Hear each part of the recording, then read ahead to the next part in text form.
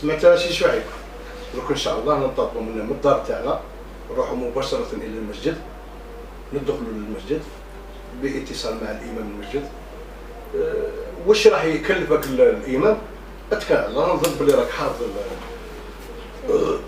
حافظ راك موجود راك جاهز.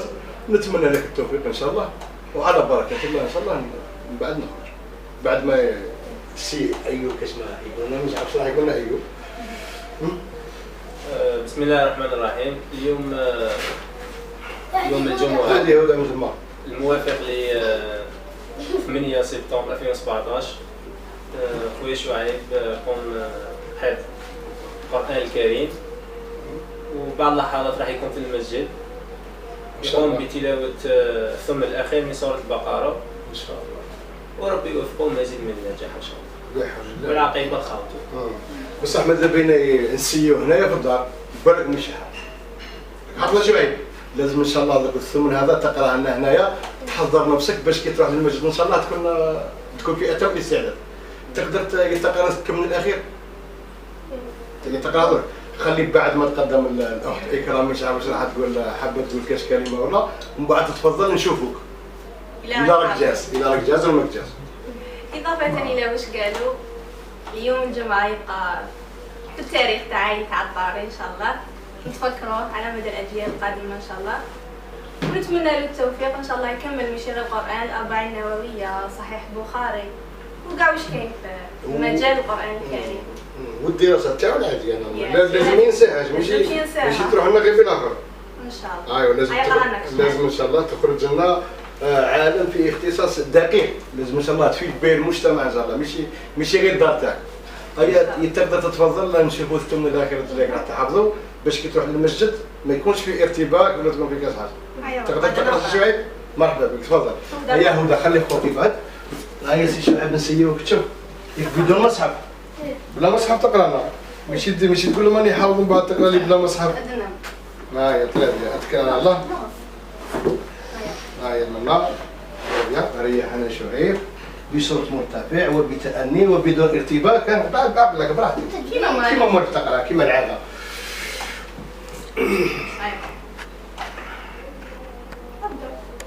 أعوذ بالله من الشيطان الرجيم. بسم الله الرحمن الرحيم. وإن كنتم على سفر ولم تجدوا كاتبا فرهان مقبوضة، فإن أمن بعضكم بعضا فليود الذي اؤتمن أمانته وليتق الله ربه ولا تكتموا الشهادة، ومن يكتمها فإنه آثم قلبه، والله بما تعملون عليم. لله ما في السماوات وما في الأرض، وإن تبدوا ما في أنفسكم أو تخفوا يحاسبكم به الله، فيغفر لمن يشاء ويعذب من يشاء، والله على كل شيء قدير. آمن الرسول بما أنزل إليه من ربه والمؤمنون، كلنا آمن بالله وملائكته وكتبه ورسله لا نفرق بين أحد من رسله، وقالوا سمعنا وأطعنا غفرانك ربنا وإليك المصير.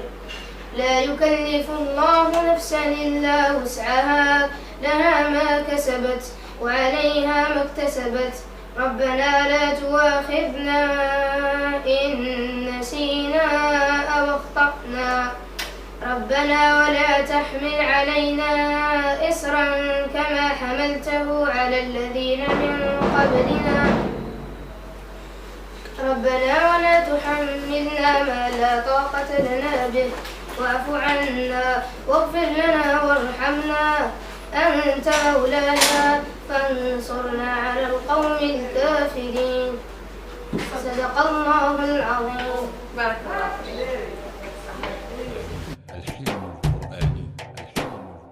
حلمنا وفي كل مكان ننشر هدي القرآن، نرفع رايات العزة لا إله إلا الله. حلمنا وفي كل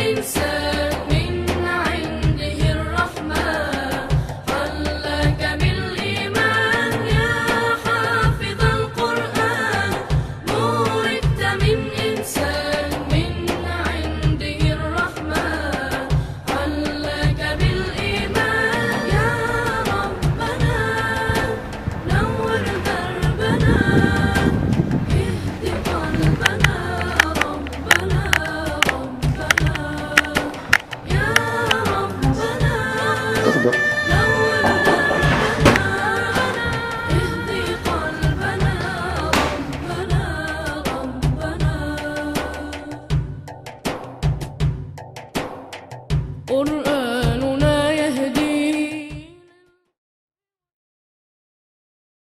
الشيطان الرجيم. بسم الله الرحمن الرحيم. آمن الرسول بما أنزل إليه من ربه والمؤمنون كلنا آمن بالله وملائكته وكتبه ورسله لا نفرق بين أحد من رسله وقالوا سمعنا وأطعنا غفرانك ربنا وإليك المصير. لا يكلف الله نفسا إلا وسعها لها ما كسبت وعليها ما اكتسبت. ربنا لا تؤاخذنا إن نسينا أو أخطأنا. ربنا ولا تحمل علينا إصرا كما حملته على الذين من قبلنا. ربنا ولا تحملنا ما لا طاقة لنا به واعف عنا واغفر لنا وارحمنا أنت مولانا فانصرنا على القوم الكافرين. صدق الله العظيم.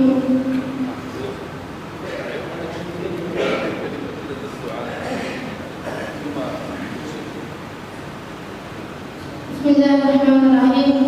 أشكر الله عز وجل شكرا كثيرا طيبا على التوفيق لحفظ كتابه الكريم، وأشكر والدي الكريمين الذين حرصوا على تشجيعي لحفظ القرآن الكريم بشتى الوسائل والطرق وسهر على راحتي. فيا رب اجعلهم يلبسون تاج البقاء يوم القيامة. بكل تأكيد الشكر موجه لشيوخ الكرام الذين حرصوا على متابعتي طوال فترة حفظي، وعلى رأسهم إمام المسجد الشيخ مولود حفظه الله. واشكر الحضور الكرام على مشاركتي الفرحة.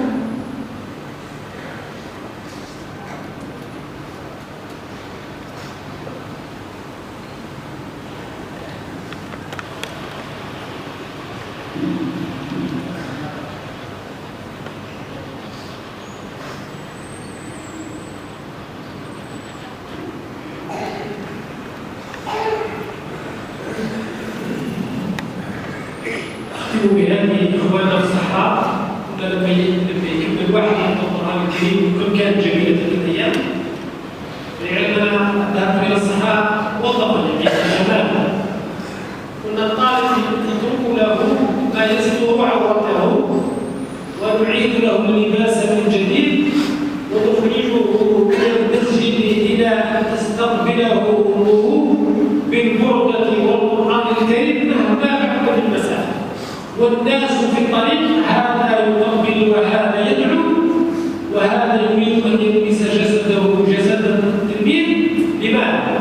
لأنه جاء أن الجسد الذي يحفظ القرآن الكريم لا تلبسه النار. وكنت حدثت الإخوة أن الطالب الشيخ العالم العلامة الجزائري الشيخ العالم وكان نحيف الجسد ذهب في الستينيات إلى البقاع المقدسة فالتقى برجل سوداني قال أنتم في الجزائر تحفظون القرآن؟ قال نعم. وذاك السوداني لم يكن يحفظ القرآن. قال من منكم يحفظ القرآن؟ قالوا هذا يحفظ القرآن. فجلس على فخذيه وكان رجل يعني صاحب جدة الشيخ العام من شدة لحونته كما قال الشاعر إنني رجل من شدة لحونتي لولا مخاطبتي إياك لم ترني. فقيل له لما فعلت؟ قال علمت من علمني أن الجسد الذي يحفظ القرآن لا تلبسه النار وأردت أن يلبس جسدي جسده فلا تحرقني نار الله تعالى. أسأل الله تعالى أن يعيدنا ويبعدنا عن جهنم وأن يرزقنا الجنة. كاين ولد شويه وقع في بيت المنزل السلام عليكم ورحمه الله وبركاته. من ولي طالب شعيب الطالب يحيى اطلب منكم الدعاء للمعلمين الذين تعاقبوا على تحقيق شعيب وزملائه وكل من ساهم في ذلك من بعيد وقريب وعلى راسهم المسجد حفظه الله. اطلب منكم الدعاء لجميع افراد اسرته وحسن ذكر ابنائه من اجل تتبع حكم شعيب وامثاله في القران الكريم، كما اطلب منكم الدعاء لام شعيب والتي كان لها الفضل الكبير المختلفين ومن خلالها أشكر كلهم. إن شاء الله ربي يقبل إن شاء الله الدعاء، إن شاء الله ربي يجعل هذا الفاتح إن شاء الله بهذا الدعاء. كذلك أن محسن فرح ألفنا يطلب الدعاء الله فضله ماله وولده محسن فرح المسجد.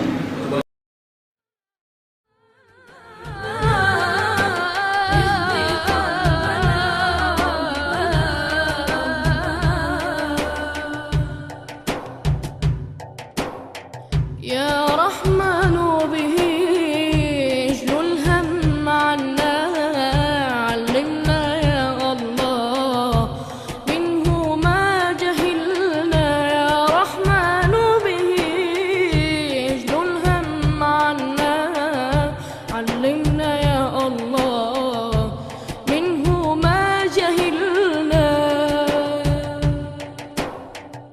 تلاوته ارزقنا بالصبح والمساء يعصمنا ينصرنا للجنات سبيل تلاوته ارزقنا بالصبح والمساء يعصمنا ينصرنا للجنات سبيل يا حافظ القرآن بوركت من إنسان من عنده الرحمن خلك بالإيمان يا حافظ القرآن بوركت من إنسان من عنده الرحمن خلك بالإيمان يا ربنا نور دربنا. شعيب ماذا تقول في هذا اليوم المبارك؟ وش قولك للشيخ اللي حفظك للمدرسة ها؟ وش تقول؟ ايه؟ قول معليش حتى تكلم بالدرجة معليش. وش الشعور نتاعك؟ شعور كيف تحس؟ تحس بالسعادة؟ ها؟ زيد وش تحس؟ زيد عبر عن المكنونات. هذا يقول لك يعجز اللسان أنا في هذا. اشكر الشيخ تاعك. نقول انا راني فرحان اليوم فرحه يعني فرحه لا توصف. اليوم هذا مميز على سير الأيام. على سر الايام.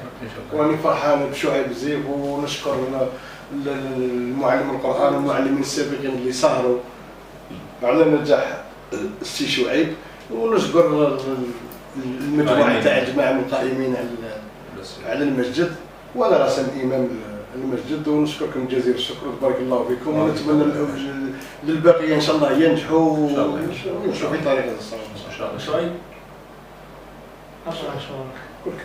قول سيدي الحمد لله الذي وفقنا. الحمد لله الذي وفقنا لحفظ كتابه الكريم. أشكر الشيخ مداد قول جميع الشيوخ الشيوخ وكذلك الآباء والوالدين والوالدين تخصهم كذلك بالشكر لأنهم بسبب. أشكر جميع الشيوخ الذين حرصوا على متابعة حفظي. أيوة الحمد لله رب العالمين. أنا كذلك بدوري أتوجه كذلك بالشكر وكذلك بالتقدير لطالب شعيب عطاري على هذا الجهد العظيم الذي بذله في حفظ كتاب الله تبارك وتعالى، ونسأله تبارك وتعالى كما حفظ القرآن يحفظه في الدنيا والآخرة وييسر الله تعالى له يعني قابل الأيام ويفتح الله تعالى له كل أبواب الدنيا والآخرة بحفظه كتاب الله تبارك وتعالى، ونسأله تعالى أن يحافظ على هذا الكنز العظيم. وهو كنز يعني أنا يعني أدعم أن يكون كذلك من هذا الأيقونات في هذه المنطقة منطقة سيدي عايد وبيت الله والمدرسة مفتوحة لشعيب على طول الوقت. وراه إن شاء الله من أبناء المسجد الذين شرفوا المسجد قبل ما يشرفوا الأولياء والآباء، شرف المسجد نتاعو اللي تعلم فيه وتربى فيه. وهذا يضاف إلى هذا المسجد لأنه شعيب بالنسبة اليوم احنا عيد بالنسبة لنا. هذا اليوم اللي شعيب راهو حقق في هذا الحلم راه عيد ليله بالنسبه لنا جميعا. والملاحظ انا لاحظت المسجد، شفت معايا المسجد والناس كامل يعني كان فيهم حفاوه بهذا المشروع العظيم، وهذا يدل على خير، على شيء فانما يدل على ان الامه فيها خير، مازال فيها خير كبير، وتحب حفظ كتاب الله تبارك وتعالى.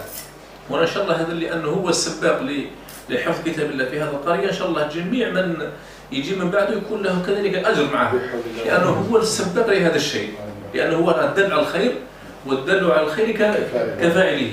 ان شاء الله ربي يحفظه ان شاء الله، لانه هو راه زاد لنا شرف لهذا المسجد، ربي ان شاء الله يكرمه. وبالنسبه احنا هذا كان تحدي ربما في هذا المسجد، راك معي تحدي باش المسجد يؤتي ثماره في هذه المده هذه تاع مده 5 سنين و6 سنوات، باش يكون حافظ كتاب الله تبارك وتعالى. هذا تحدي. احنا بالنسبه لنا شعيب راهو كان دعم لهذا المسجد، لانه هو اللي قام بهذا الدور في تحقيق هذا الحلم، وان شاء الله يكون كذلك على منوال الكثير من الطلبه. ان شاء الله يبارك فيه ان شاء الله، يبارك في الاولياء كذلك. وما نساوش كذلك الام اللي ربي ان شاء الله راه رزقها ان شاء الله ربي بعمرها، يعني ببركه القران الكريم. وانتم اللي كنتوا السبب ان شاء الله. يعني احنا والله صدقني احنا لولا الاولياء وناوي يمد لك اريد كامانه، ويقول لك راهو امانه عندك، هذا هو الفضل الكبير. لانه سبحان الله انا ماشي الناس كامل عندهم الثقه في الشيخ ولا في الامام ولا في اللجنه ولا في غيره، وهذا الثقه اللي تكون متبادله بين الاطراف، هذا هو سر نجاح الاولاد في هذا المشروع. ان شاء الله ربي يحفظه ان شاء الله، يحفظ الوالدين ان شاء الله، ان شاء الله ربي ان شاء الله يعطيهم من الاجر اضعاف مضاعفه ان شاء الله من هذا الخير الكبير ان شاء الله. ربي يجازيك الشيخ ان شاء الله، وربي يفرحك ان شاء الله. امين ان شاء الله. ان شاء الله الشيء اللي نتمناه ان شاء الله رب العالمين ان شاء الله يوفقك ليه ان شاء الله، انت والجميع الحضور. امين ان شاء الله. شيخ بسم الله والصلاة والسلام على رسول الله. بعد وبداية والشكر لله عز وجل، الحمد لله الذي وفقنا لهذا، يعني هنيئا لشعيب على هذا الحفل، وهنيئا لما وفقه الله عز وجل لحفظ كتابه الكريم. كذلك هنيئا للأب، هنيئا لإمام المسجد للأسرة كاملة، على المحسنين الذين قاموا على دعم هذا المدرسة وهذا القرآن. وننتظر المزيد من شعيب، ليس توقف هنا وإنما المزيد إن شاء الله، يعني من الخير ومن التعلم والغطس في القرآن إن شاء الله، ربي يمكننا إن شاء الله. وما توفيقي إلا بالله، وهذا كله توفيق من الله، يعني ليش قفازة ولا شطارة، هذا كله توفيق من الله. إن شاء الله ربي ننتظر إن شاء الله المزيد إن شاء الله في المدرسة، إن شاء الله ربي يوفقنا إن شاء الله. جزاك الله خير، بارك الله فيك. رئيس اللجنة يعني دورها واللي يجيب لنا رئيس اللجنة. دورها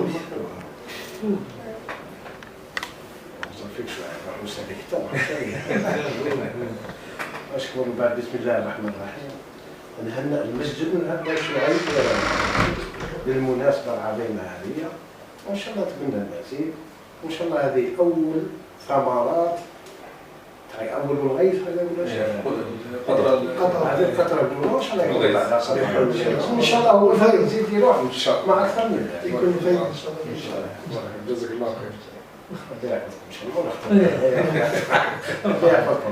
جزاك الله خير. بالمناسبة احنا هذا هو صديق العمر، رانا حابين ان شاء الله كيما بدينا معاه، رانا حابين نكون من حامل كتاب الله عز وجل، راه معنا ان شاء الله صاحب الجبل. ان شاء الله. ان شاء الله يعطينا كاش كلمه ان شاء الله. الله يبارك. السلام عليكم ورحمة الله. أما بعد نشكر البرنامج شعيب والأهل تاعو اللي سهروا عليه، خاطر الفضل تاعو يولي كاع يولي وربي سبحانه، ونتمنى له شغل مزيد، نتمنى له المزيد والتوفيق. الله يعطيكم الصحة. بارك الله فيكم. ونحن بدورنا نشكركم جميعا.